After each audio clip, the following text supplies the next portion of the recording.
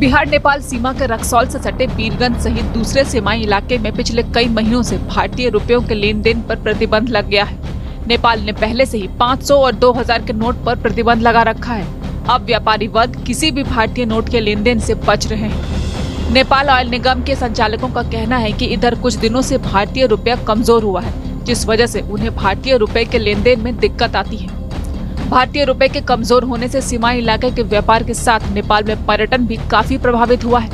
भारतीय 100 रुपए का नेपाली 160 रुपया होता है, जबकि अभी बाजार में 100 भारतीय रुपए का 150-155 नेपाली रुपया हो रहा है। नेपाल ऑयल निगम के लगभग सभी सीमाई इलाके के पेट्रोल पंप संचालक अपने पंप पर भारतीय रुपया नहीं लेने से संबंधित नोटिस लगा रहे हैं। पंप संचालक से लेकर एनओसी अधिकारी तक बताते हैं कि नेपाल में भारतीय रुपए का अवमूल्यन होने से बैंकिंग काम में दिक्कत आती है, जिससे वो भारतीय रुपया नहीं ले रहे हैं। इसके बारे में मैं एक बार पेट्रोल पंप से भी बात कर रहा हूँ, लेकिन जो मुझे पता है उसके अनुसार जो एनआरबी बैंक है उसका जो हम लोग का है, जो नेपाल में नेपाली पैसा चलता है, तो उसी हिसाब से अभी हम लोग जो है सो कीन बेच कर रहे हैं।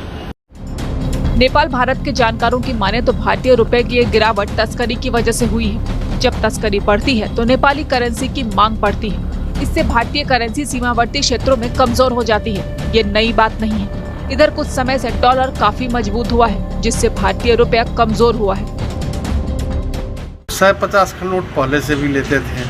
फिलहाल जो बॉर्डर का इलाका है, अभी भारतीय पैसा का जो अवमूल्यन का जो हल्ला है और भारतीय पैसा अवमूल्यन का जो बात है, इसके चलते डर से हम लोग पैसा भी फिलहाल भारतीय पैसा नहीं लेते। 1500 का तो पहले से भी नहीं लेते थे, 150 का लेते थे, लेकिन अवमूल्यन के डर से अभी पैसा हम लोग नहीं ले रहे हैं। देखिए, ये कोई नई चीज़ नहीं है, ये कई बार पहले भी हो चुका है। जब ऐसा कोई न कोई आइटम तस्करी होती है तो उस समय ऐसा भारतीय मुद्रा का अवमूल्यन हमेशा हुआ है। ये कोई नई बात नहीं, पहले भी हुआ है।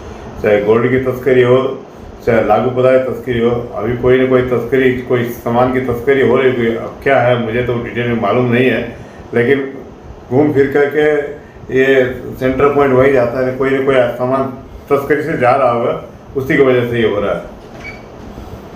क्या आपको क्या लगता है कि नहीं तो 2000 का नोट जो भारत सरकार द्वारा प्रतिबंध लगा उसके कारण है क्या?